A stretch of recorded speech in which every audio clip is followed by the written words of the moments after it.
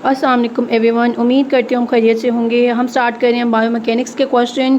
इससे पहले हम 350 क्वेश्चंस कर चुके हुए हैं, जिसमें 200 क्वेश्चन जर्नल थे आपके जो सॉल्व्ड क्वेश्चंस थे, और उसके बाद 100 हमने किए जो सिनारियो बेस्ड क्वेश्चंस थे। फिर हमने 50 काइनेजोलॉजी के किए। अब हम 50 बायोमैकेनिक्स के करेंगे। ये 1200 सीरीज़ चल रही है जो हम MCQ सॉल्व कर रहे हैं, जो कि आपके PPSC में, NTS में या दीगर आपके जो है फिजियोथेरेपी एग्ज़ाम्स में आपको काम आएंगे। तो हम बायोमैकेनिक्स के आज स्टार्ट कर लेते हैं क्वेश्चंस।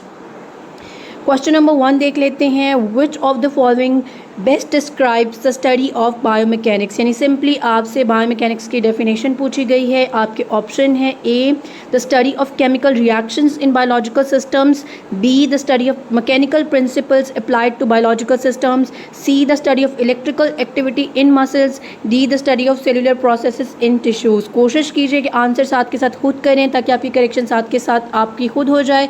इससे आपको जो होगा याद काफ़ी देर तक रहेंगे आपके आंसर्स, और आपकी एग्ज़ाम प्रैक्टिस बहुत अच्छी हो जाएगी।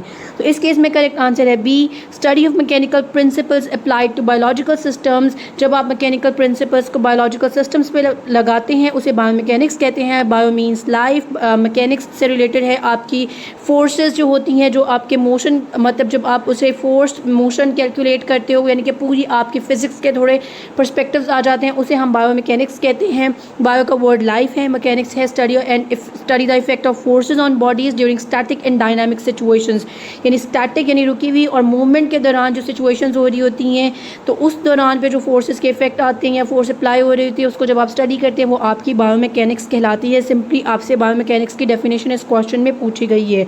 एक्सप्लेनेशन भी मैं पढ़ देती हूँ।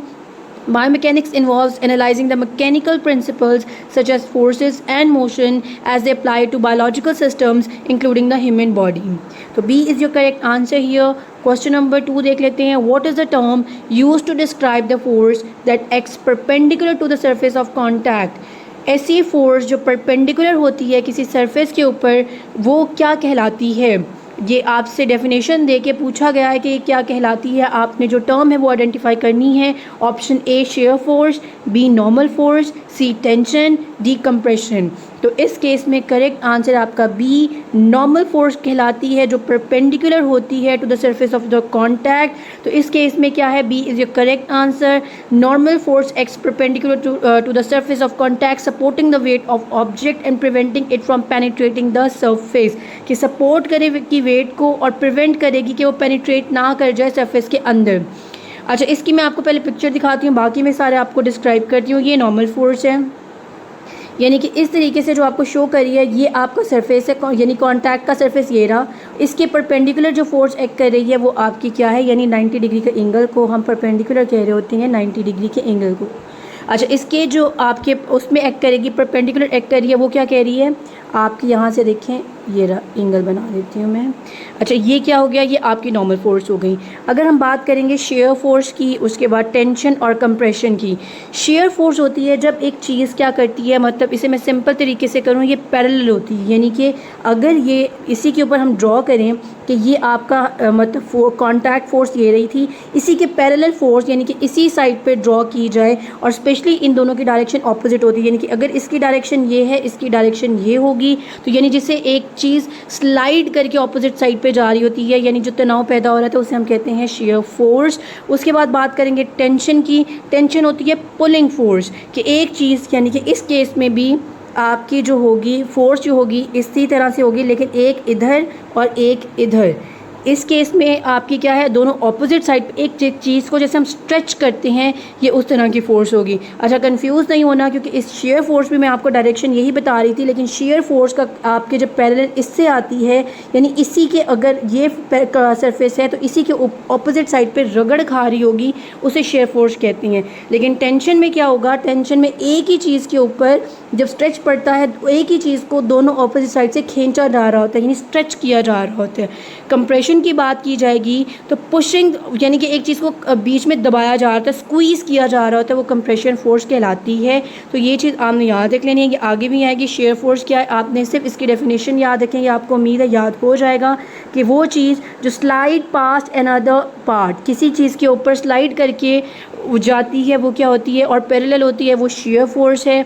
अगर टेंशन की बात करें पुलिंग फोर्स है that stretches a material, definition याद रखिएगा। कंप्रेशन की बात करें शॉर्टन्स और स्क्वीजेस अ मटेरियल और ऑब्जेक्ट। नॉर्मल फोर्स की बात करें तो ये क्या है, a force that act perpendicular to the surface, it prevent object from passing through each other. ये भी प्रिवेंट करता है ऑब्जेक्ट को क्या कि पास ना हो सके ईच अदर से। अच्छा, एक और चीज़ यहाँ पे जो आपने चीज़ याद रखनी है कि कॉन्टैक्ट सरफेस की हमने इन दोनों में बात की है, इन दोनों में नहीं की टेंशन में, इसीलिए मैंने आपसे कहा कि ये खिंचेगी बाहर की तरफ और कंप्रेशन में ये अंदर की तरफ स्क्वीज़ होगी। शॉर्टन और लेंथन का वर्ड भी आ सकता है इस केस में। तो ये आपका क्वेश्चन नंबर 2 हो गया। ये आपको टेंशन की भी दिखाई गई है, कंप्रेशन इसमें और क्लियर आपको आ गया नज़र कि किस तरीके से हमने ये टेंशन थी, टेंशन में क्या है ये चीज़ स्ट्रेच करेगी, कंप्रेशन में स्क्वीज़ करेगी, और जब शेयर की बात करेंगे देखिए किस तरीके स्लाइड कर रहा है, एक इस तरफ और एक इस तरफ। तो इन दोनों के दरमियान जो फोर्स जनरेट हो रही है वो क्या है, शेयर फोर्स है। तो ये हो गया आपका क्वेश्चन नंबर 2। क्वेश्चन नंबर 3 देख लेते हैं। In biomechanics which term describes the rotation of body segment around an axis.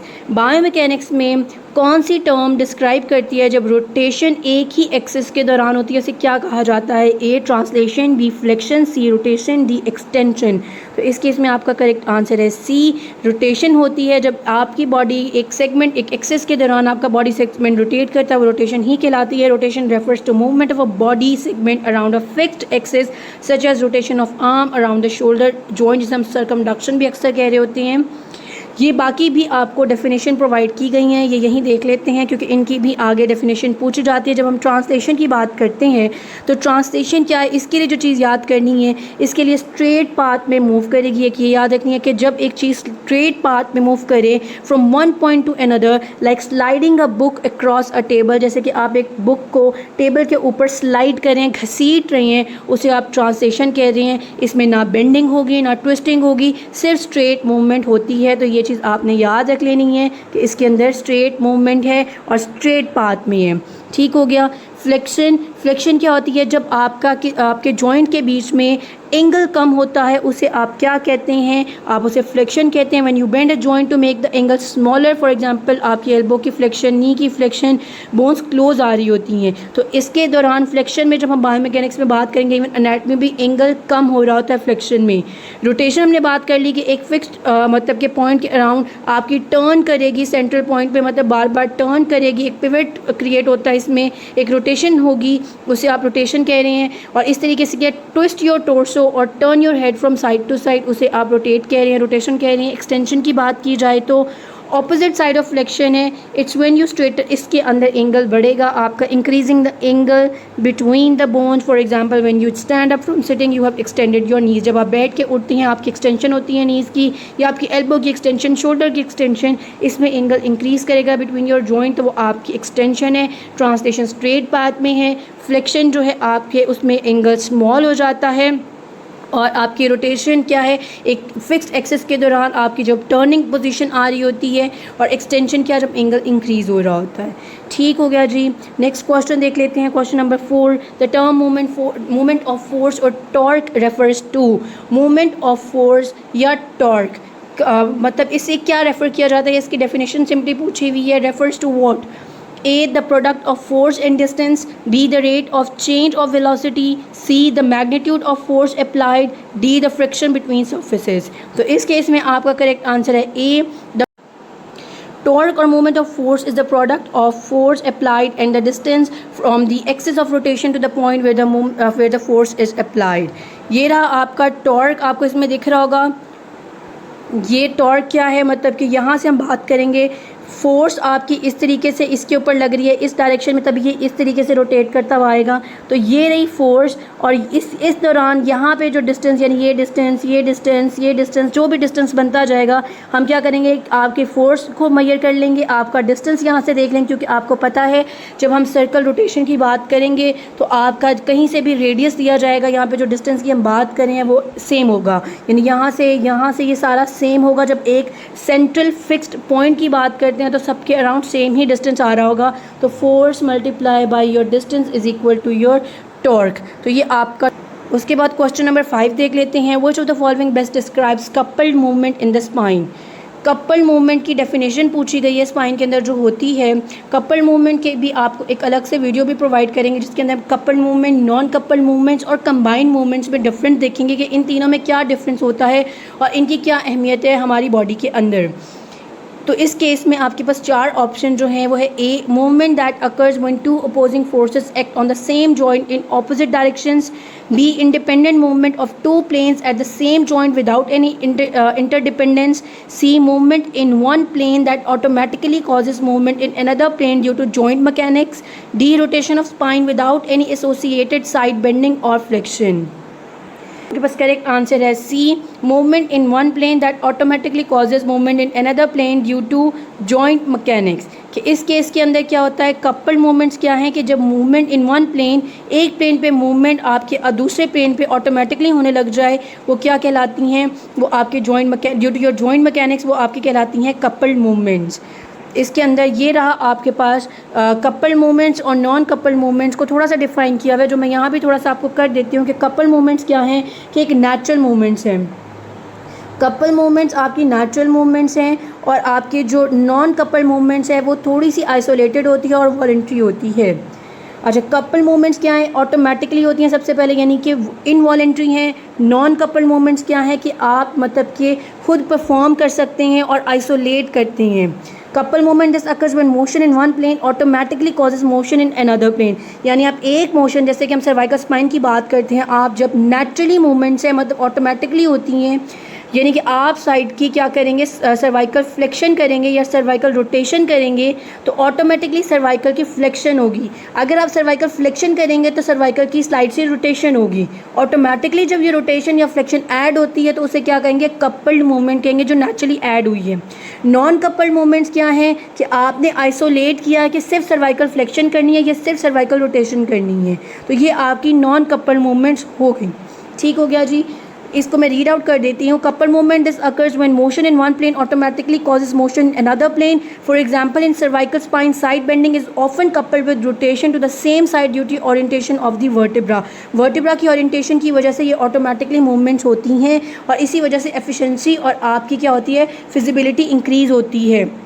Non coupled movements की बात की जाए, this happens when movement in one plane occurs independently of movement in another plane. यानी कि आप आइसोलेट करेंगे, एक plane के और दूसरे प्लेन की इंडिपेंडेंट मूवमेंट्स हो जाएगी, यानी आपस में इंटरलिंक नहीं होगा। In certain position such as in the lumbar spine side bending में not necessarily lead to rotation. कि आप साइड बेंडिंग करें जैसे लंबर स्पाइन के अंदर, तो आपकी ज़रूरी नहीं है कि वहाँ पे रोटेशन हो, depending on mechanics of the specific vertebra.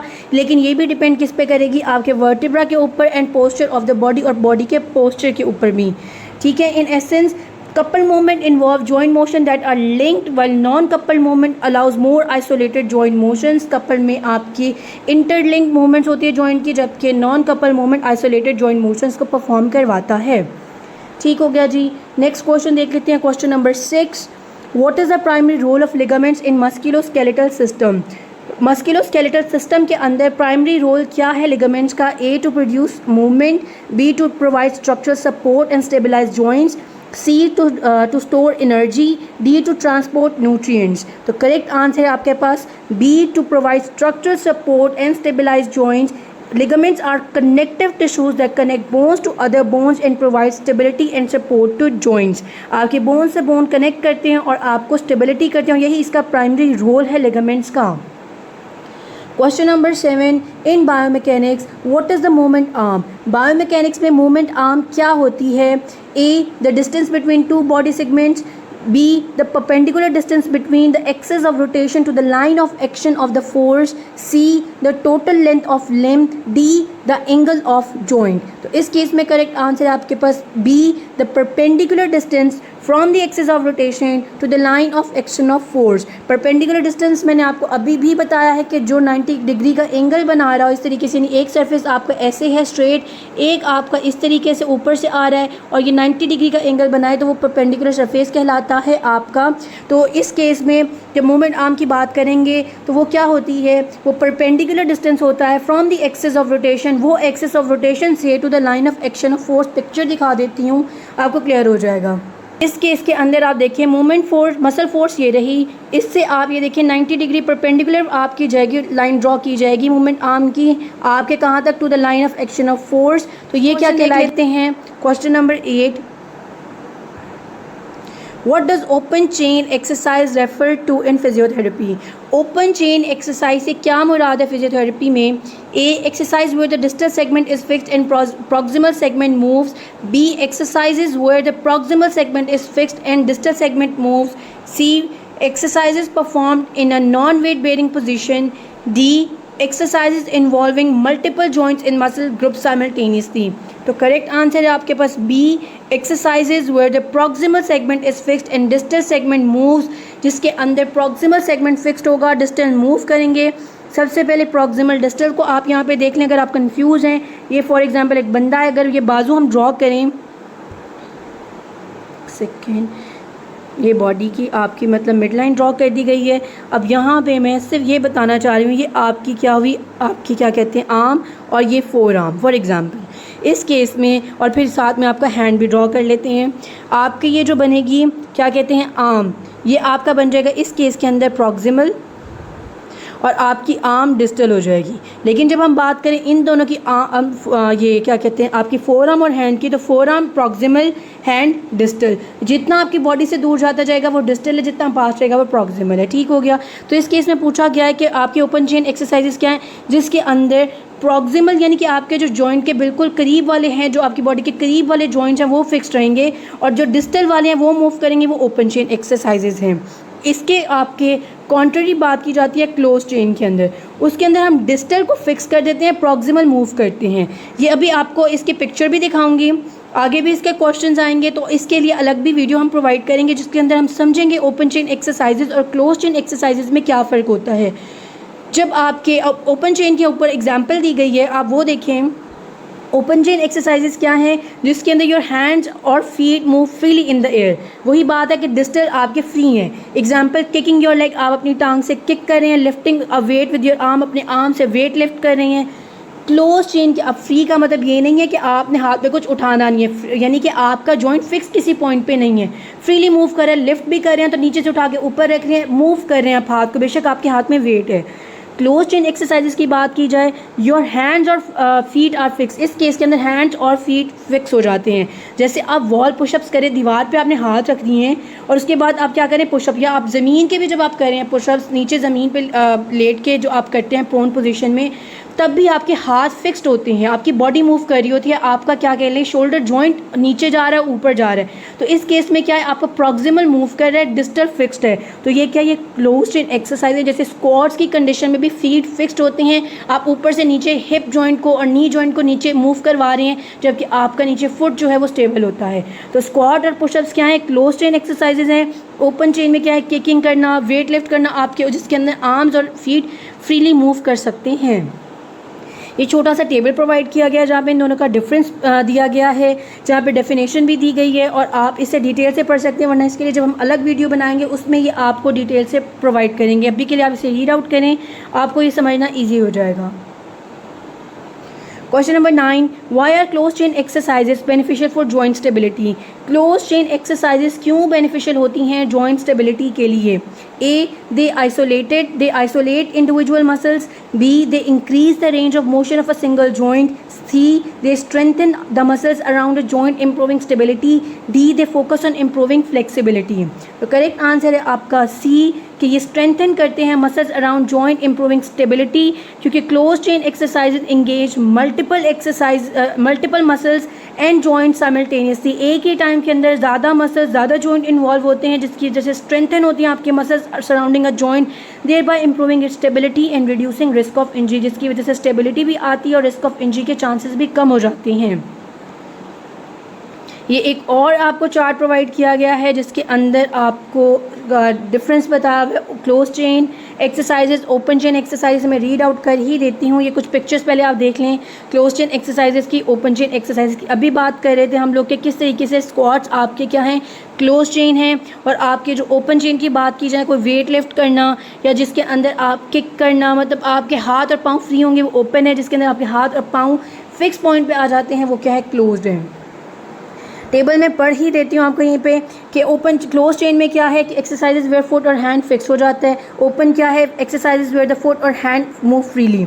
Example squats pushups आपकी आती हैं क्लोज में, लेग एक्सटेंशन बाइसेप कर्ल आती हैं ओपन में।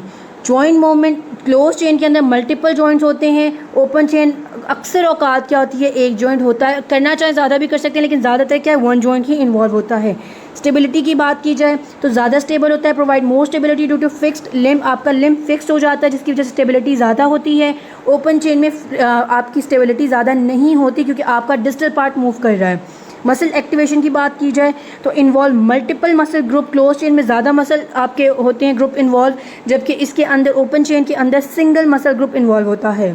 फंक्शनल बेनिफिट्स की बात की जाए तो ये मिमिक करता है real life movement like standing and walking. तो क्लोज चेन आपका मिमिक कर रहा होता है रियल लाइफ वॉक आपके मूवमेंट, जैसे आप स्टैंड करें, वॉक करें। आपके जो ओपन चेन एक्सरसाइजेज हैं यूज़फुल होती हैं for isolating and strengthening specific muscles, कि आपने स्ट्रेंथन करना है कुछ स्पेसिफिक मसल्स को। फंक्शनल बेनिफिट्स के लिए क्लोज चेन ज़्यादा आपको बेनिफिट प्रोवाइड करती हैं। लोड डिस्ट्रीब्यूशन की बात की जाए तो लोड जो होता है मल्टीपल जॉइंट्स के क्रॉस आता है क्लोज चेन के अंदर, जबकि आपके ओपन चेन में फोकस होता है वन जॉइंट के ऊपर। रिस्क ऑफ इंजरी की बात की जाए तो क्लोज चेन में कम रिस्क होता है जबकि ओपन चेन में ज़्यादा रिस्क होता है। अगर सही तरीके से परफॉर्म ना किए जाएँ तो इंजरी और टीयर के चांसेस होते हैं, या तो आपका जॉइंट भी डिस्लोकेट कर सकता है, मसल भी टीयर कर सकता है। तो इस केस में आपको स्ट्रेन के, आपको मतलब के फ्रैक्चर के और बाकी दूसरे दीगर भी आपको मसाइल का सामना करना पड़ सकता है इस केस के अंदर। रिहैबिलिटेशन की बात की जाए तो आपके ये जो क्लोज चेन है often use for early stage rehab to promote stability, और अगर ओपन चेन की बात की जाए लेटर रिहैब जो आपका प्रोसीजर होता है उसमें इस्तेमाल की जाती है मसल स्ट्रेंथनिंग के, लेकिन शुरू में आप जो अर्ली स्टेज में यूज़ करते हैं वो क्लोज चेन एक्सरसाइजेज यूज़ करते हैं। तो ये एक डिफरेंस हो गया क्लोज चेन और ओपन चेन का। ये कुछ पिक्चर्स हैं जो शो की हुई हैं। क्वेश्चन नंबर 10 देख लेते हैं। In gait analysis what does stride length refer to. जब गेट एनालिसिस करते हैं स्ट्राइड लेंथ का क्या मतलब होता है। A the distance cover during one full gait cycle, B the duration of stance phase, C the speed of walking, D the angle of knee during walking. तो इसमें correct answer है A the distance cover during one full gait cycle. Explanation the stride length is distance cover in full gait cycle from initial contact of one foot to the next contact of the same foot. ये distance है जो कि full gait cycle में cover किया जाता है, लेकिन इसे मैयर हम किस तरीके से करते हैं। हील से हील सेम फुट का मैं पिक्चर दिखाती हूँ, आपको भी क्लियर होगा कि जब हम बात करते हैं स्ट्राइड लेंथ की या स्टेप लेंथ की तो वो क्या है। आप यहाँ पिक्चर में देखें कि पहले एक पाँव यहाँ रखा गया, ठीक है, फिर अगला पाँव यहाँ रखा गया, फिर यही सेम पाँव यहाँ रखा गया, फिर अगला यहाँ रखा गया, फिर यहाँ रखा गया। अब इस केस के अंदर आपने क्या करना है, यानी ये अगर आपकी राइट साइड है और ये आपकी लेफ़्ट साइड है, तो जब लेफ़्ट फुट ये पाँव रख के यानी कि राइट वाले को अवॉइड करें, फिर दोबारा लेफ़्ट फुट इसी पाँव पे आएगा तो इसके बीच का जो डिस्टेंस बनेगा, या इस केस में आप ये देखें कि इस केस में पाँव यहाँ रखा गया था, फिर अगला पाँव रखा गया, ये वाला ये अवॉइड करेंगे। सेम लेफ़्ट साइड का फुट जब यहाँ आएगा, इस दोनों के बीच का जो डिस्टेंस है वो स्ट्राइड लेंथ कहलाता है। और आपका जो स्टेप लेंथ है वो क्या है, वो डिस्टेंस है एक पाँव का, यानी लेफ़्ट से राइट के बीच का, ये विड्थ है बीच वाली, लेकिन यहाँ तक का जो डिस्टेंस आएगा यानी कि जो इस बीच में डिस्टेंस आएगा उसे हम क्या कहेंगे, स्टेप लेंथ। यहाँ इन दोनों के बीच का जो डिस्टेंस क्या होगा वो स्टेप लेंथ कहलाएगा, सेम साइड का होगा तो वो स्ट्राइड लेंथ कहलाएगा।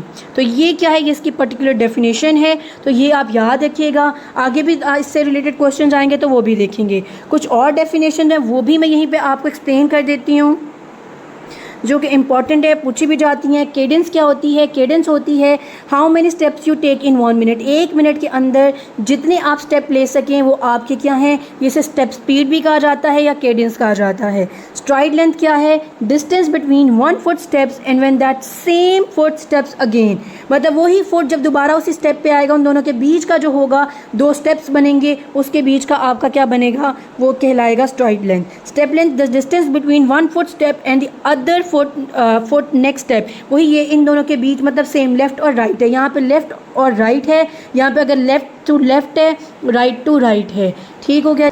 गेट साइकिल क्या है? The whole movement when one foot touches the ground until it touches the ground again. One complete step with both feet. दो मतलब स्टेप जो 2 फीट के साथ होता है उसे आप गेट साइकिल कहते हैं. जब एक फुट टच करता है, जब तक वो दोबारा ना टच कर ले तब तक उसे क्या कहते हैं? पूरा वो गेट साइकिल बनता है. इसका आगे भी आएगा तो इंशाल्लाह मैं आपको वो भी एक्सप्लेन करती हूँ. नेक्स्ट क्वेश्चन देख लेते हैं. Question number 11. What is biomechanical efficiency? Biomechanical efficiency क्या होती है? A, the ratio of output work to input work. B, the amount of force exerted by the muscles. C, the range of motion achieve during exercise. D, the total energy expended during movement. Correct answer है आपके पास A, the ratio of output work to input work. Biomechanical efficiency की बात जब की जाती है तो इसका रेशो लिया जाता है जितना आपको मतलब कि इनपुट दिया गया है, एक काम का इनपुट जितना लगा था उसके आउटपुट से जो रेशो निकाली जाएगी वो क्या होती है? वो बायोमैकेनिकल एफिशिएंसी होती है.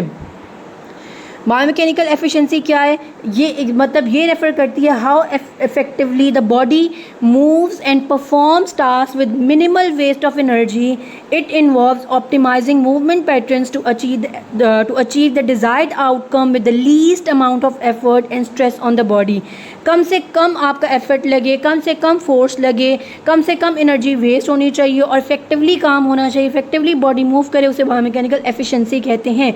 एग्जाम्पल के तौर पे in running biomechanical efficiency means running with stride that uses the least amount of energy while maintaining speed and minimising impact on the joint.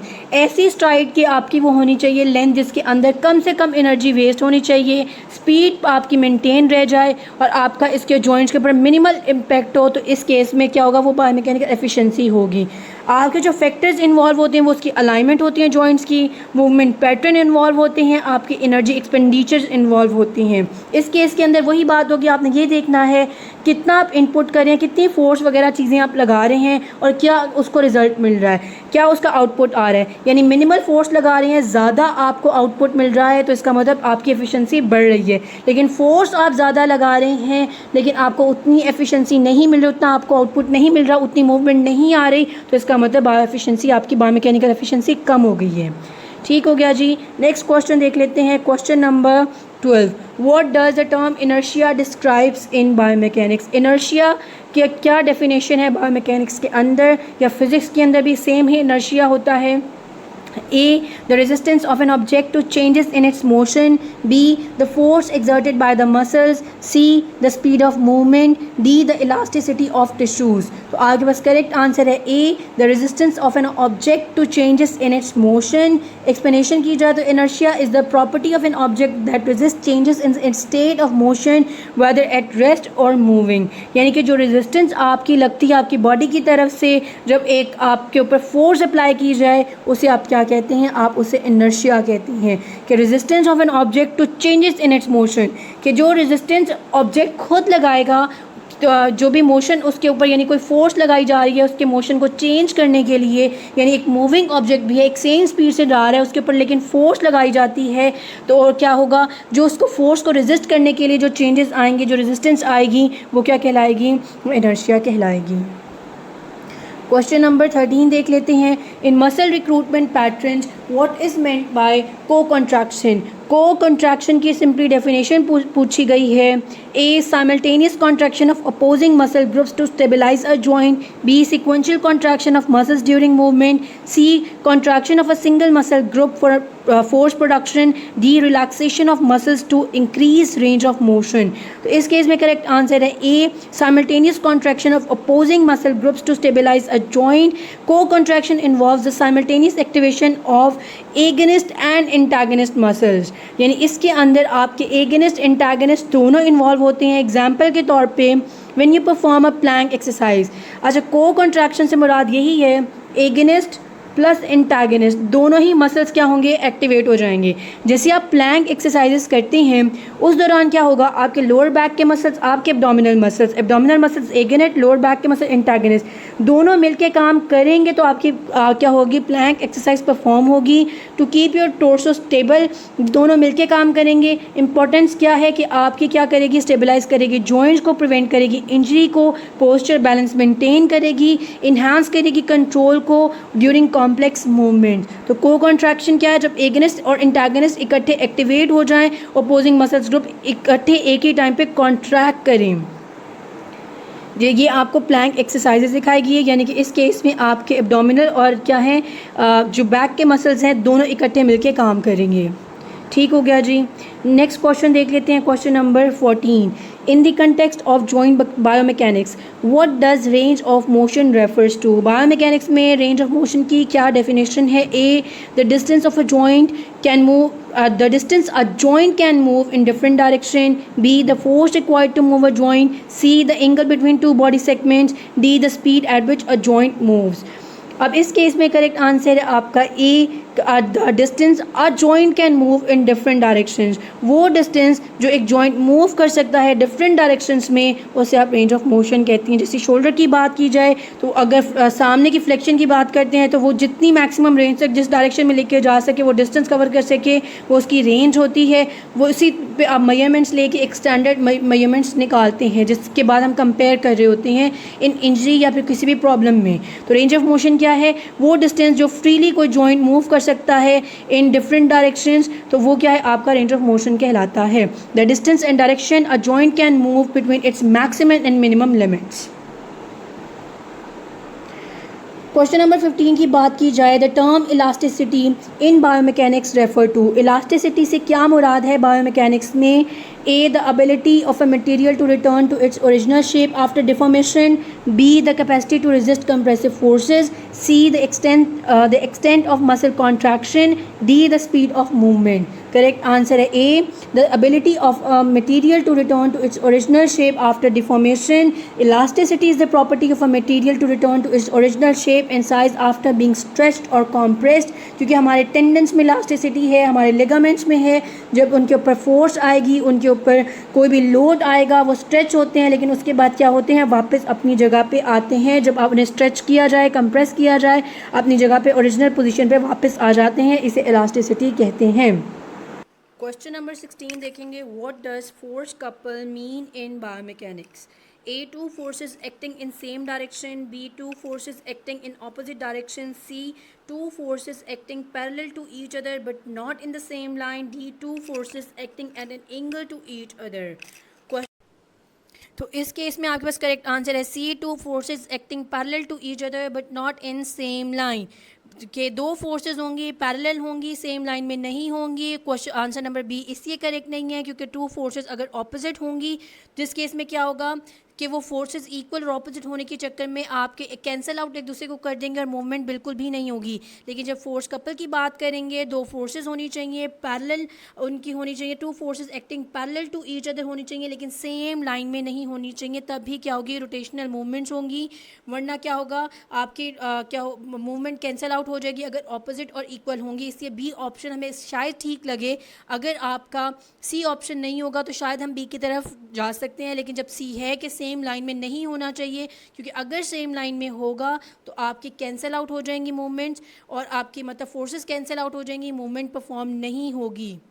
ठीक हो गया। अब नेक्स्ट क्वेश्चन देख लेते हैं। अच्छा, यहाँ पे एक और पॉइंट है, while the forces in couple forces do act in opposite direction, the key aspect is that they are parallel and applied at different points, creating rotational motion. If the forces acted directly in opposite directions along the same line, they would cancel each other out, resulting in no rotation. यही बात मैं आपसे भी कह रही थी कि अगर क्या होगा, अब वो सेम लाइन में होंगी, फोर्सेस अगर डायरेक्टली ऑपोजिट होंगी और सेम लाइन में होंगी तो एक दूसरे को कैंसिल आउट कर देंगी और कोई रोटेशन नहीं होगी। इससे दोनों का अलग मतलब कि पैरेलल होना भी ज़रूरी है और डिफरेंट लाइन में होना भी ज़रूरी है। यहाँ पे बताया हुआ है कि इसकी इंपॉर्टेंस क्या है इस मूवमेंट की, कि कपल्ड जो हम फोर्स की बात करते हैं, फोर्स कपल्ड क्या होगा? आपको इंपॉर्टेंस ये है कि जॉइंट स्टेबिलिटी देती है, एफिशिएंट मूवमेंट देती है, पोस्चर कंट्रोल करती है। इसकी एग्जांपल्स आपको बॉडी में मिलती हैं स्कैपुलर रोटेशन और पेल्विक टिल्ट के दौरान। क्वेश्चन नंबर 17 को देखा जाए, what biomechanical principle is used to analyse the effect of body weight on joint forces. कि बायोमैकेनिकल प्रिंसिपल जब हम यूज़ करते हैं, कौन सा ऐसा प्रिंसिपल है जो हम यूज़ करते हैं एनालाइज करने के लिए? Effect of body weight on joint forces. Body weight देखा जाए जॉइंट फोर्सेस के ऊपर। A lever principle, B Newton's third law, C law of conservation of momentum, D Hooke's law. Correct answer है ए लिवर प्रिंसिपल देखा जाता है। Liver principal help करता है हमें एनालाइज करने में कि किस तरह बॉडी वेट अफेक्ट करता है जॉइंट फोर्सेस को, by considering the leverage and movement arms involve, क्योंकि इसके अंदर हम लेवरेज देखेंगे, मूवमेंट आर्म देखेंगे और इफेक्ट ऑफ फोर्सेस देखेंगे। तो हमें इस प्रिंसिपल के तहत, हमें बायोमैकेनिकल इस प्रिंसिपल के तहत एनालाइज कर सकते हैं effect of body weight on joint forces. Question number 18 देख लेते हैं। In biomechanics linear acceleration refers to. Linear acceleration की क्या डेफिनेशन है बायोमैकेनिक्स के अंदर? A the rate of change of angular velocity, B the rate of change of velocity in straight line, C the change in direction of moving object, D increase in rotational speed. Correct answer है आपके पास B the rate of change of velocity in straight line is called as linear acceleration. Linear acceleration क्या है? जिसके अंदर at which the velocity of an object changes in straight line. Straight line के अंदर क्या होगी? वेलोसिटी चेंज होगी, तो वो क्या है? लीनियर एसेलरेशन है। Question number 19, what is the centre of mass? Centre of mass क्या होता है? A the point where the body mass is evenly distributed, B the point where all the body weight is concentrated, C the point where the forces acting on body are balanced, D the point of maximum muscular effort। तो correct answer है आपके पास A वो point where the body mass is evenly distributed, वो वाला point जिसके ऊपर body mass जिसके अराउंड इवनली डिस्ट्रीब्यूट होता है। The centre of mass is the point where the mass of an object और body is evenly distributed in all directions.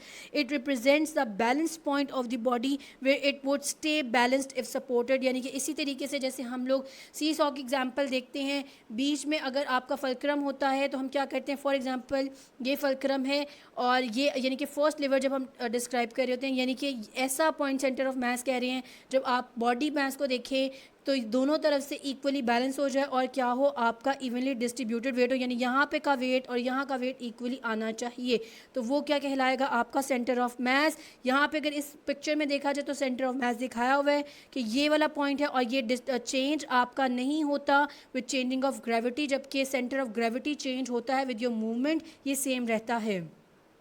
इस case के अंदर ये आपको दिखाया हुआ है, इसके अराउंड क्या है? आपका जो मास है वो इक्वली इसके अराउंड डिस्ट्रीब्यूटेड है।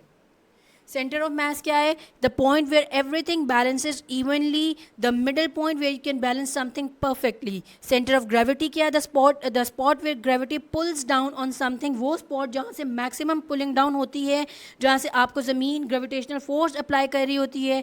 The point where gravity would act to keep something from tipping over, वो पॉइंट जहाँ से वो कोशिश कर रही है कि आपकी बॉडी नीचे की तरफ आ जाए, टिप ओवर कर जाए, नीचे आ जाए। क्वेश्चन नंबर 20 देखेंगे। In biomechanics impulse is defined as, impulse की क्या डेफिनेशन है?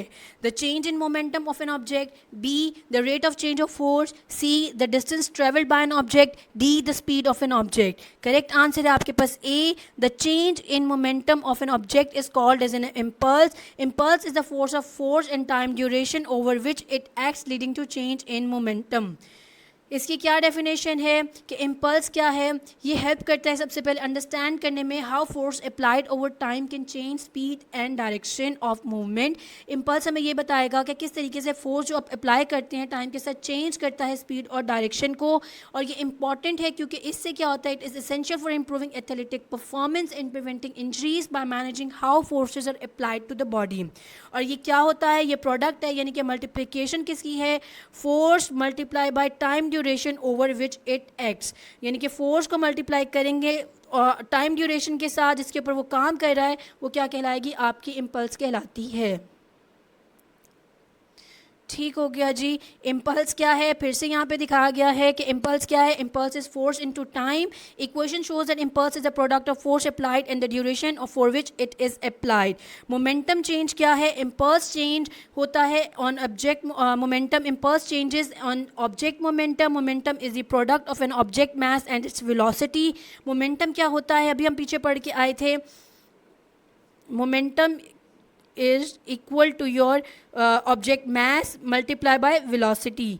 यहाँ पे लिखा हुआ है क्या है कि आपका मोमेंटम की भी साथ डेफिनेशन है, product of an object mass into velocity, और चेंज इन मोमेंटम क्या है, वो इम्पल्स है, और इम्पल्स का भी लिखा है, यानी कि यहाँ पे अगर आप इसकी मज़ीद करना चाहें तो फोर्स मल्टीप्लाई बाय टाइम, ये आपका इम्पल्स किया हो गया, that is equal to momentum का देखा जाए तो मोमेंटम का क्या है, मास मल्टीप्लाई बाय वेलोसिटी, ये इक्वल आ जाएगा। यानी ये इक्वेशन इसे और फर्दर इलेबोरेट अगर आप करना चाहें तो ये क्वेश्चन हो गया। अब नेक्स्ट क्वेश्चन देख लेते हैं 21, what does functional movement screen assess in physiotherapy. FMS का जो है फंक्शनल मूवमेंट स्क्रीन वो क्या एसेस करता है फिजियोथेरेपी के अंदर, A muscle strength, B joint range of motion, C fundamental movement patterns and potential dysfunctions, D cardiovascular fitness. तो करेक्ट आंसर है आपके पास C, fundamental movement patterns and potential dysfunction को एनालाइज करता है, असेस करता है आपका एफएमएस असेस करता है इन पैटर्न्स को, और साथ में आपका इम्बैलेंसेस ये भी असेस करता है, वो इम्बैलेंसेस जो कि लीड कर सकते हैं इंजरी की तरफ। FMS is a tool used to check how well someone moves through a series of basic exercises. It helps find areas where someone might be at risk of injury or where their movement can be improved. FMS के अंदर क्या है, आपके पास test है और ये scoring है। Screening test के अंदर 7 हैं, डीप स्क्वाट जिसके अंदर आता है, हर्डल स्टेप है, इनलाइन लंज है, साथ में शोल्डर मोबिलिटी है, एक्टिव स्ट्रेट लेग रेस है, ट्रंक स्टेबिलिटी पुशअप है, रोटेटरी स्टेबिलिटी है। ये आपके पास 1 2 3 4 5 6 7 टेस्ट होते हैं इसके अंदर। एफएमएस के अंदर स्कोरिंग की बात की जाए तो 0 से 3 तक स्कोरिंग है, where a higher score indicates better movement quality, the score helps identify areas of weakness. For example एक बंदे से सारा कुछ, के पास एक पेशेंट जिसको आप असेस करते हैं एफएमएस के थ्रू, वो सारा कुछ परफॉर्म कर सकता है, लेकिन उसके अंदर शोल्डर मोबिलिटी के जो आपके पास स्कोर आता है वीक आता है, तो आपको पता है risk of injury shoulder mobility से रिलेटेड ज़्यादा हो सकती है इन कंपेयर टू अदर। तो इस तरीके से आप आइडेंटिफाई कर सकते हैं कि कौन सा एरिया है जहाँ पे इंजरी के चांसेस हो सकते हैं। तो ये आपका फंक्शनल जो है वो फंडामेंटल जो फंक्शनल मूवमेंट्स है वो असेस करता है, और साथ में पैटर्न्स और पोटेंशियल डिसफंक्शंस को भी असेस करके देता है। ये 7 टेस्ट हैं जो हम परफॉर्म करते हैं, उसके बाद स्कोरिंग 0 to 3 तक होती है एफएमएस के अंदर। करेक्ट आंसर है सी इसके अंदर। क्वेश्चन नंबर 22 देख लेते हैं, what is the primary focus of rehabilitation biomechanics. Rehabilitation biomechanics का प्राइमरी फोकस क्या होता है, मेन गोल क्या होता है। A developing new sports equipment, be understanding and improving mechanics of movement for injury recovery, C analyzing metabolic responses to exercise, D studying the biomechanical changes in tissues। तो इस case में correct answer है B के rehabilitation biomechanics की क्या primary focus है कि वो अंडरस्टैंड करें, इंप्रूव करें mechanics of movement for injury recovery. Rehabilitation biomechanics focuses on optimising movement mechanics to help in recovery and rehabilitation of injuries.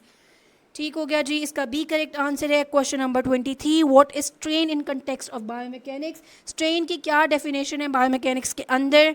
A, the force per unit area exerted on a material, B, the deformation or change in shape of material in response to stress, C, resistance to deformation in material, D, speed at which deformation occurs। Correct answer है आपके पास B, deformation और change in shape of material in response to stress, वो क्या कहलाता है, strain. Strain refers to deformation और change in shape of material due to applied stress. जब आप स्ट्रेस अप्लाई करें और जो आपकी मतलब के स्ट्रक्चर के अंदर चेंजेस आ रही होती हैं, वो मतलब के डिफॉर्म जब हो रहा होता है आपका स्ट्रक्चर, वो क्या कहलाएगा, वो स्ट्रेन कहलाएगा। What is the purpose of biomechanical model? A, to simulate and analyze mechanical aspects of biological systems, B, to measure physiological responses to exercise, C, to evaluate the efficiency of muscle contractions, D, to study cellular processes in tissues। तो correct answer है A के to simulate and analyze mechanical aspects of biological systems। Biomechanical models होते हैं वो use किए जाते हैं analyse करने के लिए mechanical behaviour of biological system, जो हेल्प करते हैं अंडरस्टैंड करने में, मूवमेंट को, उनकी परफॉर्मेंस को बेहतर बनाने के लिए इस्तेमाल किए जाती हैं। इससे मेन पर्पस क्या है कि मैकेनिकल एस्पेक्ट्स को एनालाइज किया जाए बायोलॉजिकल सिस्टम के ऊपर, इसीलिए बायोमैकेनिकल मॉडल का वर्क करते हैं। क्वेश्चन नंबर, अच्छा यहाँ पे एक और डेफिनेशन है, बायोमैकेनिकल मॉडल हेल्प करते हैं अंडरस्टैंड को how forces and movements interact within the body, it is use to improve performance, prevent injuries and design better tools and environment. ये सिंपल डेफिनेशन है कि किस तरीके से बायोमैकेनिकल मॉडल हमें हेल्प करते हैं कि फोर्सेज और मूवमेंट कैसे इंटरैक्ट करती हैं, ताकि हम जान सकें कि किस तरीके से परफॉर्मेंस होगी, ताकि उस परफॉर्मेंस की बायो एफिशिएंसी इंप्रूव कर सकें, इंजरीज को प्रिवेंट कर सकें और उसी हिसाब से हम टूल्स को बेटर कर सकें, इन्वायरमेंट को बेटर कर सकें। बायोमैकेनिकल मॉडल के कुछ चीज़ें बताई हुई हैं कि is a framework use to analyse and understand mechanical aspect of biological system. वही सिंपल डेफिनेशन है, कुछ की एस्पेक्ट्स हैं जिसके अंदर फोर्स एनालिसिस है, मूवमेंट मैकेनिक्स हैं, इंजरी असेसमेंट है, परफॉर्मेंस ऑप्टिमाइजेशन है। एप्लीकेशंस कहाँ हैं? स्पोर्ट्स साइंस के अंदर, रिहैबिलिटेशन के अंदर, एर्गोनॉमिक्स के अंदर।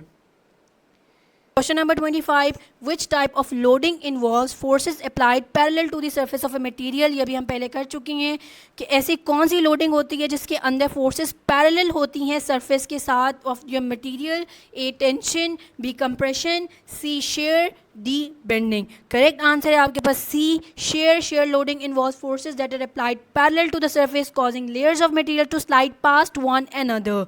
उसके अंदर क्या होगा? अच्छा, अगर आपके पास ये, अगर आप कंफ्यूज हैं कि भाई कंप्रेशन के अंदर भी तो फोर्सेस पैरेलल है, लेकिन ये याद रखना है उसके अंदर स्क्वीजिंग का वर्ड इस्तेमाल होगा, ये मैंने आपको पहले भी बताया था, क्योंकि यहाँ पे लोडिंग लिखी हुई है जिसके अंदर फोर्स पैरेलल है किससे? To the surface of material. ये बात मैंने आपको पहले की थी कि हमने टू द सरफेस जब हमने यूज़ किया था तो किसके लिए यूज़ किया था।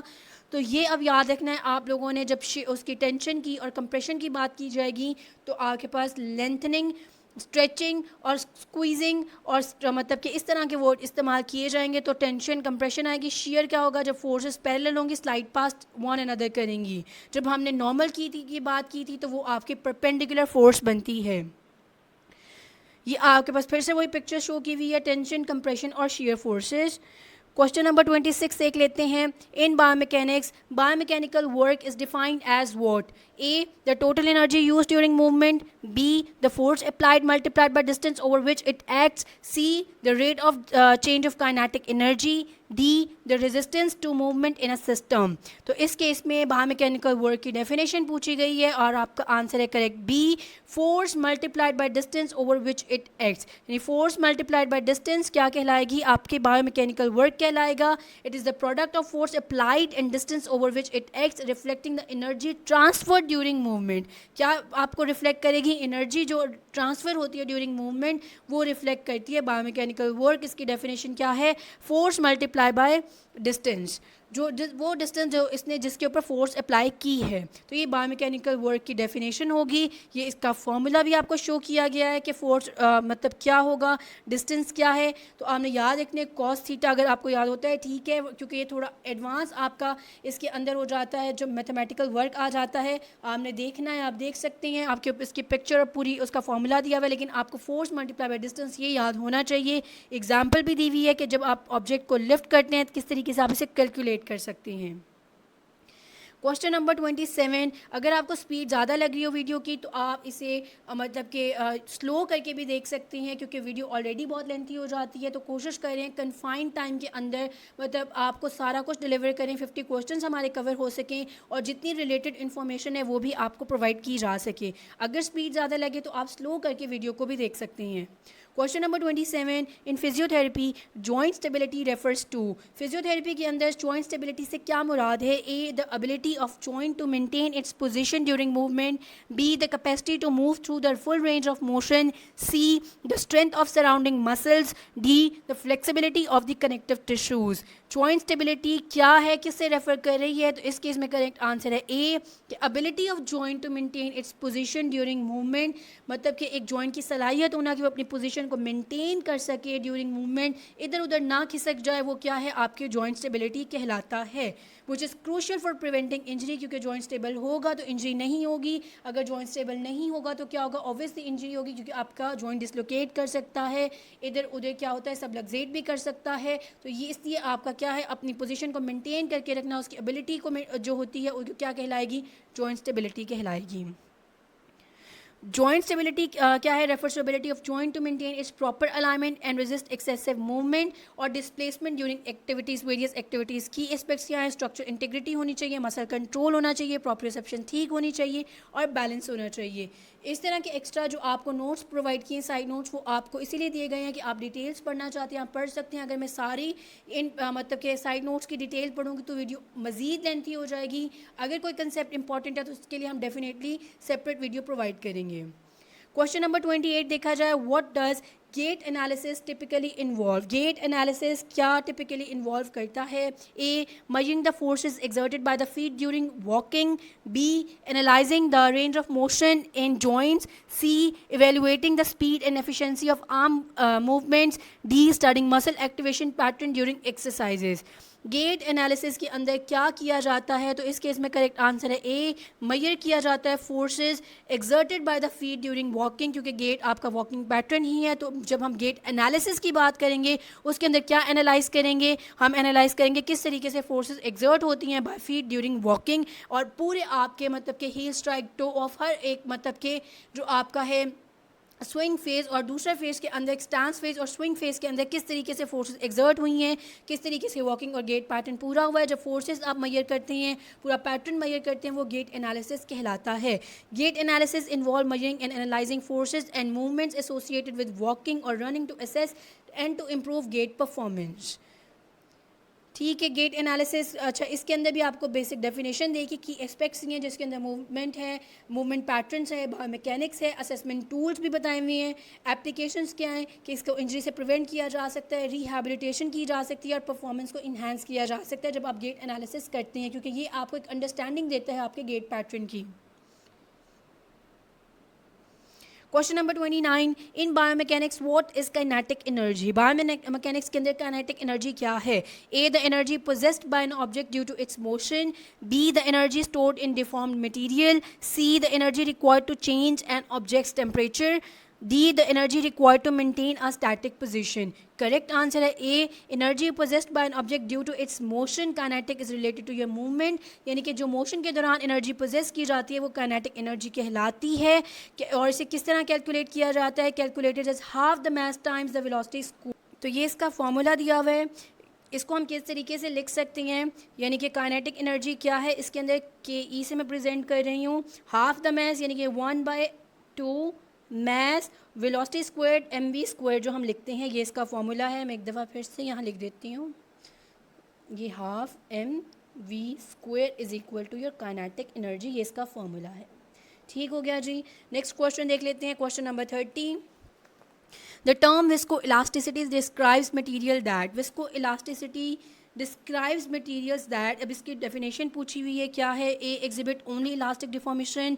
B, exhibit only viscous deformation. C, exhibit both elastic and viscous deformation properties. D, do not deform under stress. तो इस केस में वर्ड खुद बता रहा है कि उसका क्या मतलब है। विस्को इलास्टिसिटी यानी दोनों ही प्रॉपर्टीज़ होनी चाहिए, तो करेक्ट आंसर है सी कि विस्को इलास्टिसिटी दोनों प्रॉपर्टीज़ होनी चाहिए, विस्कस भी और इलास्टिसिटी भी, तब वो आपका क्या होगा? विस्को इलास्टिक मटीरियल बनेगा। Viscoelasticity in human body refers to the property of tissues that exhibit both viscous, fluid-like and elastic, solid-like behavior when subjected to forces. जब force लगाई जाए तो viscous properties भी show करें, elastic properties भी show करें.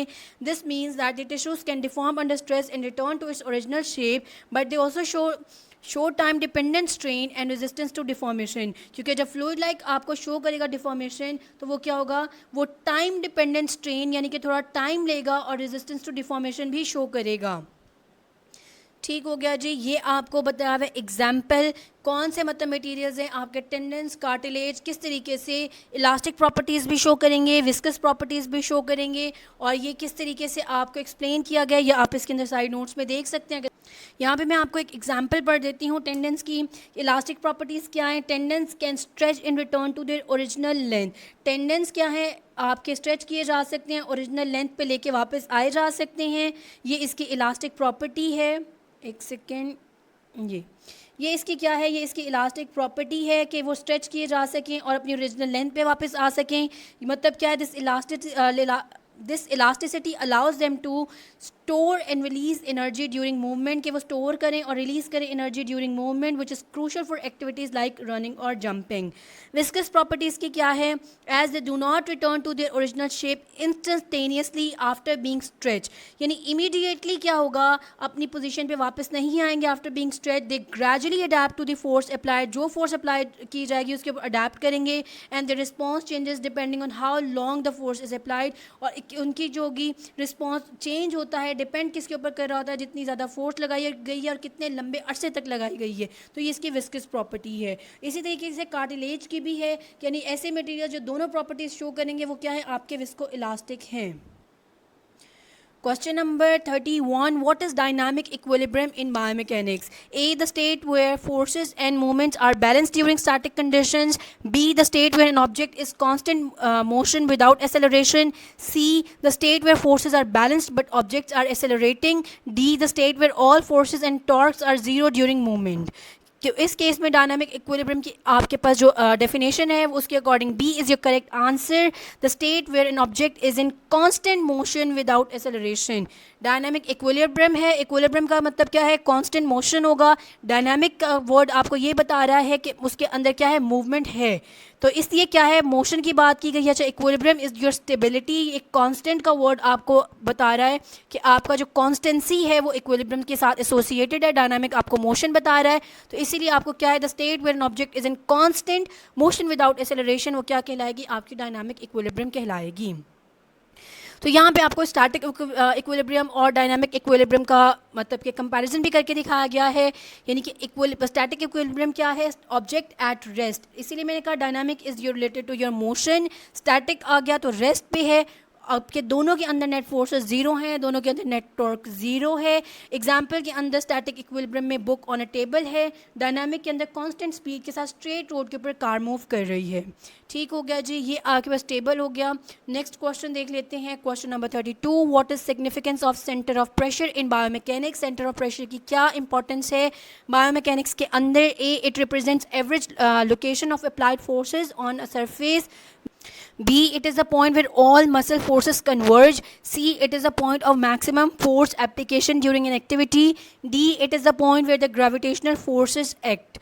तो इसमें क्या है आपके पास correct answer A, it represents the average location of applied forces on surface. Centre of pressure क्या है, जहाँ पे एवरेज यानी कि आपके सारी अप्लाइड फोर्सेज का एवरेज उस जिस लोकेशन पे होगा वो क्या होगा, सेंटर ऑफ प्रेशर होगा। सेंटर ऑफ प्रेशर क्या है, ये इंपॉर्टेंट होता है एनालाइज करने में आपकी स्टेबिलिटी बैलेंस को, और ये आपकी सारी एवरेज फोर्सेज की लोकेशन को आइडेंटिफाई करके देता है। अच्छा, तीनों का डिफरेंस बताया हुआ है, centre of pressure, centre of mass, centre of gravity.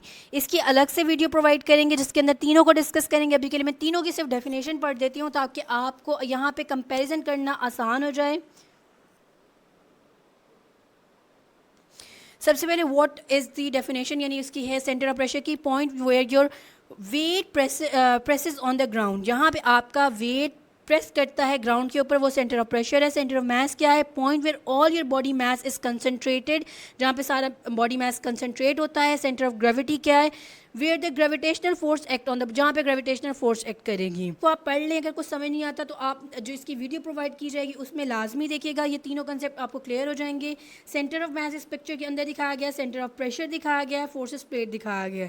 अब हमने पहले कहा था जहाँ पे प्रेशर आएगा, जहाँ पे वेट प्रेसेस ऑन ग्राउंड है, वो सेंटर ऑफ प्रेशर है, COP से प्रेजेंट किया गया है। सेंटर ऑफ मास क्या है, जहाँ पे आपका मास कंसनट्रेट है। और सेंटर ऑफ ग्रेविटी क्या है, ऑब्वियसली जहाँ पे क्या है, ग्रेविटेशनल फोर्स एक्ट करती है। अगर ये उम्मीद करती हूँ पिक्चर देख के आपको आइडिया होगा तीनों का कि सेंटर ऑफ प्रेशर क्या है, सेंटर ऑफ ग्रेविटी क्या है और सेंटर ऑफ मास क्या है। इसके अंदर भी सेंटर ऑफ ग्रेविटी भी दिखाया गया है, सेंटर ऑफ मास भी अब आपको बताया गया है, सेंटर ऑफ प्रेशर भी। तीनों पिक्चर को एनालाइज करें, ध्यान से देखें, आपको ये अच्छे से समझ आ जाएगा तीनों में difference. Question number 33. Which term refers to angle between the line of action of a muscle force and the bone to which it attaches? ऐसी कौन सी टर्म है जो डिफाइन करती है which term refers to angle, उस angle को between the line of action of a muscle force and the bone to which it attaches, और जिस बोन के साथ वो अटैच करती है, क्या वो रेफर कर रही होती है, कौन सी टर्म रेफर करती है इस चीज़ को? A, force angle, B, muscle angle, C, line of action angle, D, joint angle. Correct answer है फोर्स एंगल है। The force angle is the angle between line of action of the muscle force and the bone to which it attaches, influencing effectiveness of muscle force. क्या कहलाती है आपकी force angle?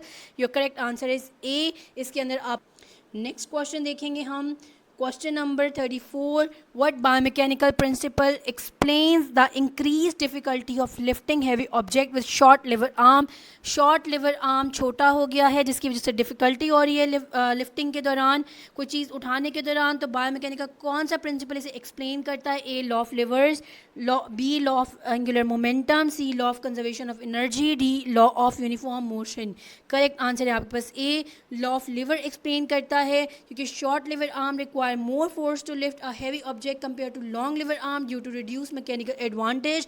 आपको levers के अंदर ये चीज़ detail से एक्सप्लेन की हुई है. आप नहीं तो लिवर्स की वीडियो अलग से देख सकते हैं, नहीं तो इससे प्रीवियस वीडियो है उसके अंदर भी एक्सप्लेन किया गया है जिसके अंदर हमने काइनेजोलॉजी के क्वेश्चंस को डिस्कस किया. आप वो भी देख सकते हैं. ये लिवर्स हम बहुत डिटेल से कवर कर चुके हुए हैं. अगर आपने वो वीडियो देखा है, ये क्वेश्चन आपके लिए गेस करना है इसका आंसर बहुत ईजी था. नहीं तो आप वो वीडियो देखिए, आपको अंदाज़ा हो जाएगा. Question number 35. In physiotherapy, load distribution is important for. Load distribution physiotherapy के लिए important किस लिए है? A. Preventing overuse injuries for evenly distributing mechanical stress. B. Enhancing muscle growth. C. Measuring joint flexibility. D. Assessing cardiovascular health. The correct answer है आपके पास A. Preventing overuse injuries by evenly distributing mechanical stress. Load distribution सही से होगी तो overuse injury से बचा जा सकता है, क्योंकि equally distribute कर होगी आपकी mechanical stress. तो इसमें correct answer है आपके पास A. Question number 36. In spinal biomechanics, what does lumbar lordosis refer to? Lumbar lordosis का क्या मतलब है? Simple definition है. A. The normal inward curvature of lower spine. B. Outward curvature of upper spine. C. Side to side curvature of spine. D. Straightening of the spine. Correct answer है आपके पास A. Normal inward curvature of lower spine क्या कहलाती है? Lumbar lordosis कहलाती है, which is important for maintaining proper spinal alignment and functional. अच्छा, इस case में आपके पास जो ए आंसर है वो मोस्ट रेलिवेंट है, क्योंकि आपकी ना ये जो लोडोसिस का वर्ड है या तो हम सर्वाइकल के लिए इस्तेमाल करते हैं, तो बी इसलिए आपका अपर जब स्पाइन की बात करते हैं तो रूल आउट हो जाता है. आपका बी ऑप्शन बिल्कुल जो है वो नहीं बनता इस केस की में. साइड टू साइड कर्वेचर भी आपकी इसमें नहीं बनती, ना स्ट्रेटनिंग ऑफ स्पाइन बनता है. तीनों ऑप्शंस नहीं बनते. तो इसमें जो रेलिवेंट आंसर है नॉर्मल इनवर्ड है, क्योंकि उसके अंदर अगर ज़्यादा सूटेबल की बात की जाए तो inward curvature of lower spine इसका करेक्ट आंसर बनता है. लेकिन अगर ए इसके अंदर मोस्ट रेलिवेंट है तो करेक्ट आंसर इज़ योर ए ही है, क्योंकि इसके अंदर भी मैं वीडियो जब डिस्कस की थी आपकी तो मैंने आपको बताया था एक एक डिफरेंस जो इनके अंदर आता है. तो अगर आप वो वीडियोस देख के सीरीज़ बिल्कुल स्टार्ट से आ रहे हैं तो अभी इसका आंसर भी आपके लिए उम्मीद करती हूँ ईजी होगा. Question number 37. What does biomechanical stress measure? Biomechanical stress क्या मेजर करती है? A. Internal forces distributed within a material. B. External forces applied to body. C. Rate of energy expenditure during movement. D. Temperature changes in body tissues. तो correct answer है आपके पास A. Internal forces distributed within a material. वो तो biomechanical stress क्या measure करती है? Internal forces जो डिस्ट्रीब्यूट होती हैं विद इन मटीरियल, वो आपकी बायोमैकेनिकल स्ट्रेस क्या करती है? मेजर करती है विद इन अ मटीरियल और tissue in response to external loads.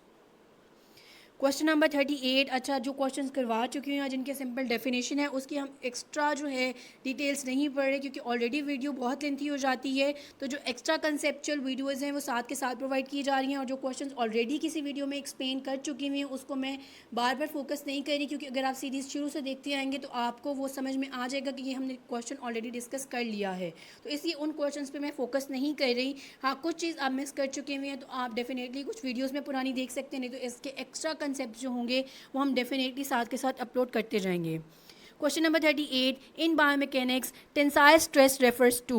Tensile stress क्या होती है उसकी डेफिनेशन पूछी हुई है. A. The stress experienced when a material is compressed. B. The stress experienced when a material is stretched. C. The stress experienced during twisting forces. D. The stress experienced during shearing forces. तो correct answer आपके पास इसके अंदर है B.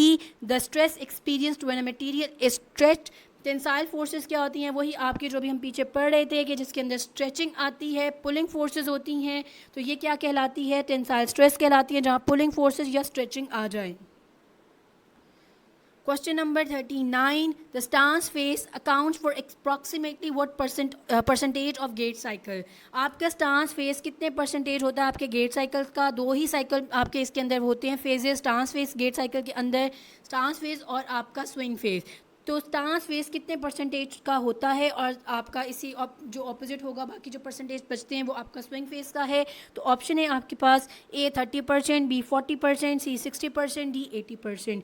Correct answer है आपके पास सी 60% का आपका जो होता है वो स्टांस फेस होता है. तो बाकी जो 40% है वो किसके लिए, वो आपका स्विंग फेस के लिए है. इस नेक्स्ट क्वेश्चन देखते हैं, question number 40. The term biomechanical feedback refers to. Biomechanical feedback से क्या मुराद है? A. Information received from sensory systems about body movements. B. The force applied to correct postural deviations. C. The energy used to restore body balance. D. The rate of muscle fatigue during exercise. तो correct answer आपके पास A. Information received from sensory systems about body movement, क्योंकि feedback है, आपकी body जो feedback send कर रही होती है through your sensory systems, वो क्या कहलाती है? आपका biomechanical feedback कहलाती है. It involves information from sensory system that helps in adjusting and improving body movements. Question number 41. What is kinetic chain in biomechanics? हम kinetic energy भी पढ़ के आए, ये kinetic chain है. तो इसमें आपके पास ऑप्शन है A. The sequence of joint and segments involved in movement. B. The series of muscle contractions during exercise. C. The pattern of energy transfer in body.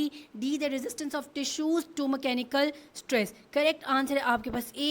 The sequence of joints and segments involved in movement, वो क्या कहलाता है? kinetic change. कि वो movement यानी kinetic movement है, यानी movement की जो chain है वो किसके अराउंड होती है? joints के अराउंड ही होती है. तो इस क्या है answer? Correct A. The sequence of joints and segments involved in movement. Kinetic chain refers to interconnected sequence of joints and body segment that work together to produce movement. तो ये इसमें करेक्ट आंसर है आपका ए. ज़्यादातर इसके अंदर definitions cover की गई हैं. बायोमेकेनिक्स के बहुत वास्ट सब्जेक्ट है, इसके अंदर और भी बहुत क्वेश्चंस हैं, लेकिन कोशिश की गई है बेसिक डेफिनेशन जो 50 मोस्ट इंपॉर्टेंट क्वेश्चंस है वो आपके सामने प्रेजेंट किए जाएं. इसके अलावा भी जो क्वेश्चंस होंगे वो एक अलग सीरीज स्टार्ट करेंगे, उसके अंदर वो भी मेंशन किए जाएंगे. Question number 42. During which phase of gait cycle does double support occur? Double support किस साइकिल, मतलब जो आपका पूरा फेज हो रहा होता है गेट साइकिल का, दो फेजेस हमने डिस्कस कर लिए, तो किस के टाइम पे, मतलब किस फेज के टाइम पे आपका डबल सपोर्ट होता है? अगर गेट साइकिल आपने पढ़ा है तो आपको डबल सपोर्ट अभी तक समझ आ गया, नहीं पढ़ा तो मैं एक्सप्लेन कर देती हूँ थोड़ी देर में. पहले आप ऑप्शन देख लें. A stance phase, B swing phase, C initial phase, D mid stance. Correct answer है आपका स्टांस फेज के अंदर डबल सपोर्ट आता है. डबल सपोर्ट क्या होता है? जहाँ पे दोनों पाँव आपके क्या हो, कांटेक्ट में होते हैं ज़मीन के साथ, दोनों पाँव ज़मीन के साथ लगे हों, वो आपका डबल सपोर्ट, यानी आपका वेट दोनों टांगों से सपोर्टेड है, वो क्या है? Double support. अगर एक टांग से सपोर्टेड आपका आता है तो वो क्या है? Single support. तो इस केस में स्टांस फेज के दौरान क्या आता है? आपका डबल सपोर्ट आता है. थोड़ा सा गेट साइकिल इसमें देखेंगे जिसपे हम समझते हैं कि किस तरीके से आपका गेट साइकिल होता है. आपको इसके अंदर स्टांस फेज भी दिखाया गया, स्विंग फेज भी. अभी मैं इसकी पिक्चर भी अटैच करूँगी, वो भी देखिएगा. सबसे पहले आपने याद रख लेनी है कि जो इसके अंदर 60% हमने पढ़ा था, आगे पास है क्या कहते हैं स्टांस फेज जो होता है 60%, उसके अंदर हील स्ट्राइक है. पहले आपकी जब भी आपका गेट साइकिल सिंपली ये है कि पाँव से आपने चलना, मतलब एक कदम जब उठा के ज़मीन से अगला कदम रखते हैं उस दौरान क्या आपकी बॉडी में चेंजेस आती हैं बायोमेकेनिक्स में, क्योंकि हमने डिटेल से पढ़ना होता है. सबसे पहले आपकी एड़ी नीचे लगती है, हील स्ट्राइक होती है. फिर उसके बाद एड़ी नीचे रखते ही आप पूरा पाँव सीधा करेंगे, फुट फ्लैट हो जाएगा. मिड स्टांस क्या है कि जैसे कि आपने कदम उठा के आगे रखा, पहले आपने आगे एड़ी रखी, पाँव सीधा किया, फिर उसके ऊपर अपना वजन पूरा डाला, तो वो मिड स्टांस कहलाता है. जब अपना वजन आप उस टांग के ऊपर शिफ्ट करके आगे ले जाते हैं वो मिड स्टांस है. फिर उसके बाद क्या है, उस आप अपनी एड़ी वो वाली उठाते हैं, हील ऑफ कहलाता है. फिर आप अपने पंजे टो ऑफ, आप अपने वो पूरा पंजा उठा लेते हैं, वो टो ऑफ कहलाता है. अब वो टो ऑफ हुआ है तो अब क्या, अब हवा में आपका पाँव चला जाता है, जिसे हम इनिशियल स्विंग कहते हैं, यानी एक्सेलरेशन वाला फेज भी कहते हैं, जब आपका पाँव ऊपर जा रहा होता है. मिड स्विंग क्या है? जो आपका मतलब जिसके बाद आपका पाँव नीचे, यानी ये जो मिडिल वाला पोर्शन होता है जिसके बाद नीचे आना होता है, वो क्या है? मिड स्विंग कहलाता है. टर्मिनल स्विंग डेसेलरेशन फेज कहलाता है, जिसके बाद आपका पाँव नीचे आना होता है. यहीं पे आपका क्या, अब गेट साइकिल एंड हो रहा होता है. इसे मैं रीड आउट कर देती हूँ, आप इसे समझिएगा, मैं पिक्चर साथ में शो करूँगी, आपको समझ आ जाएगा. सबसे पहले हील स्ट्राइक क्या? This is when your heel first touches the ground starting at the step, starting the step. Foot flat क्या है? Now your whole foot is in contact with the ground supporting your weight. Mid stance क्या है? Your body weight shifts onto this leg balancing on it while the other leg moves forward. अच्छा ये भी याद रखना, एक टांग पे स्टांस फेज हो रहा है, दूसरी पे स्विंग फेज हो रहा होता है. हील ऑफ क्या है? Your heel lifts off the ground starting to push you forward.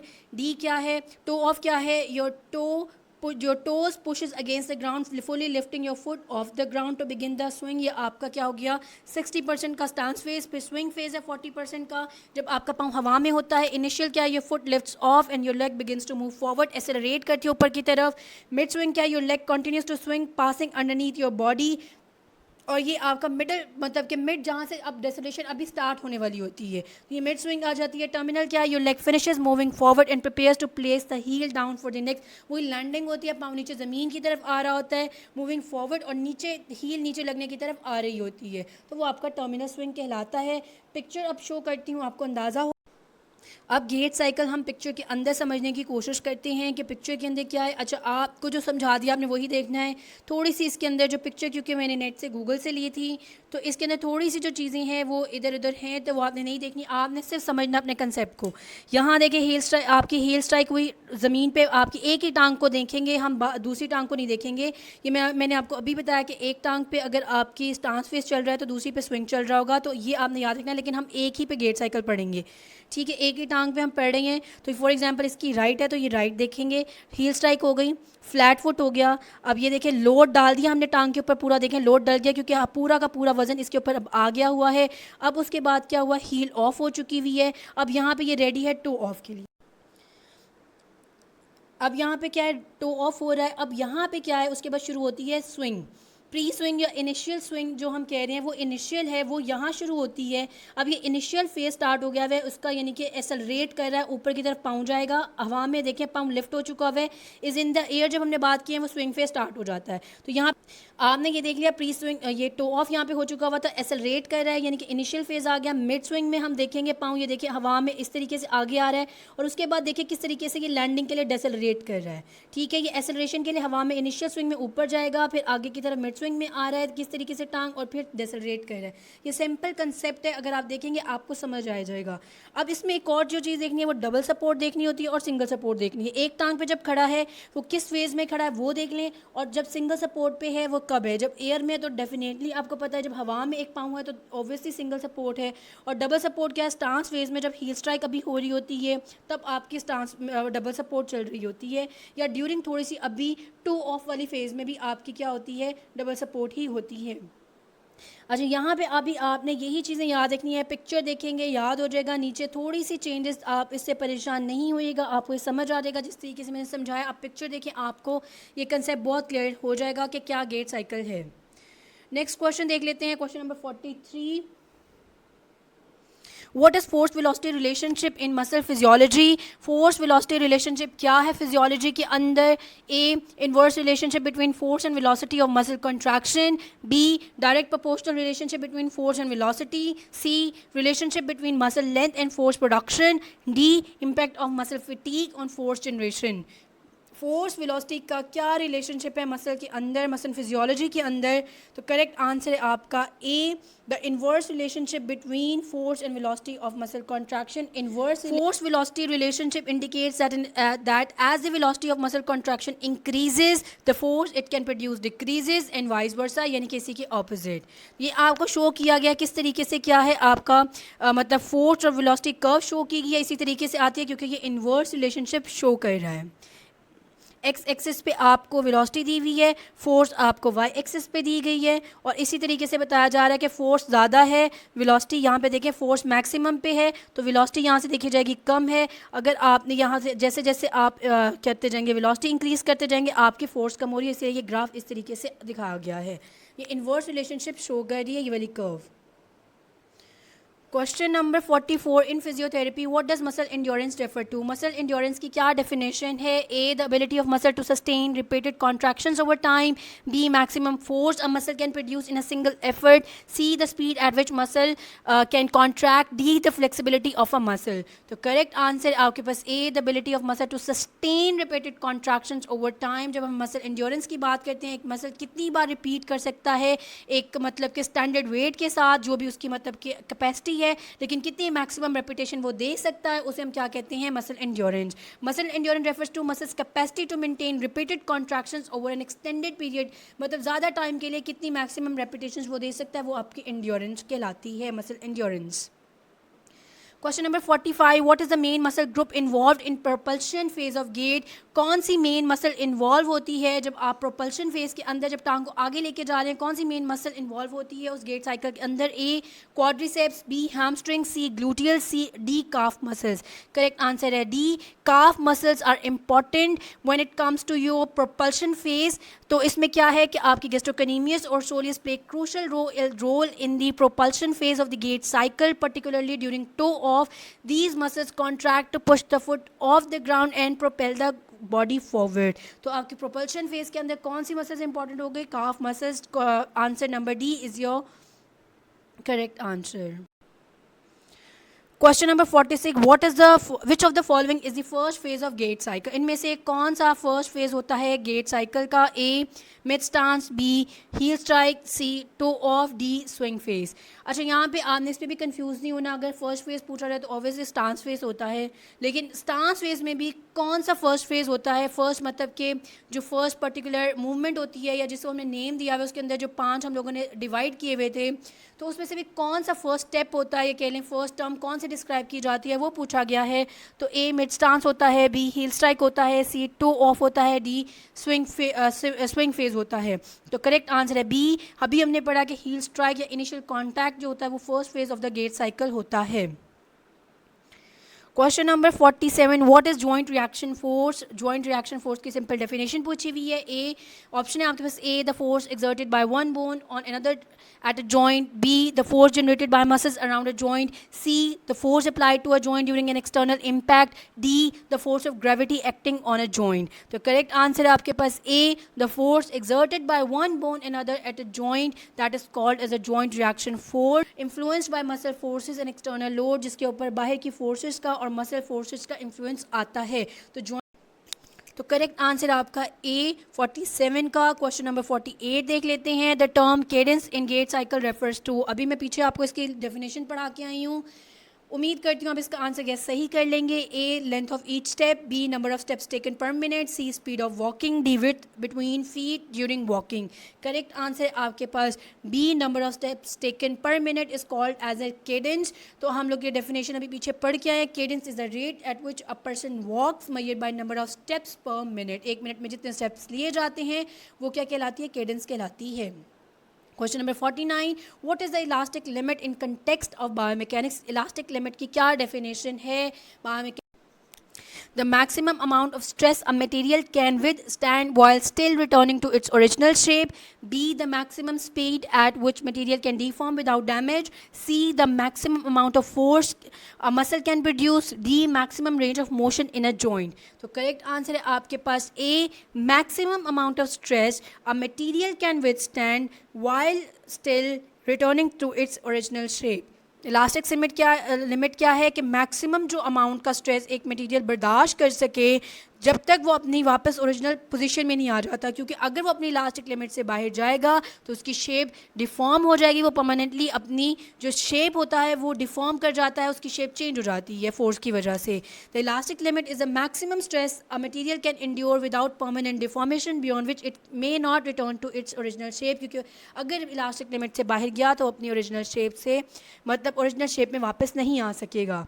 तो बायोमैकेनिक्स का लास्ट का आज का क्वेश्चन है 50, an increase in walking speed generally results in. अगर वॉकिंग स्पीड ज़्यादा हो जाए इससे क्या होगा? A increase double support time, B decrease stride length, C decrease stance phase duration, D increase time in swing phase. तो correct answer है आपके पास C decrease stance phase duration. Stance phase की ड्यूरेशन कम हो जाएगी as walking speed increases, the stance phase duration decreases and the time spend in double support reduces, making the gait cycle quicker. इससे gait cycle आपका क्या हो जाता है? क्विकर हो जाता है, क्योंकि आपकी वॉकिंग स्पीड ज़्यादा हो जाती है, आपके क्या है स्टांस फेज जो होगा वो कम हो जाएगा और आपका डबल सपोर्ट का जो टाइम है वो भी क्या होगा? कम हो जाएगा। तो करेक्ट आंसर है सी। तो आज के 50 क्वेश्चंस हम कंप्लीट कर चुके हुए हैं।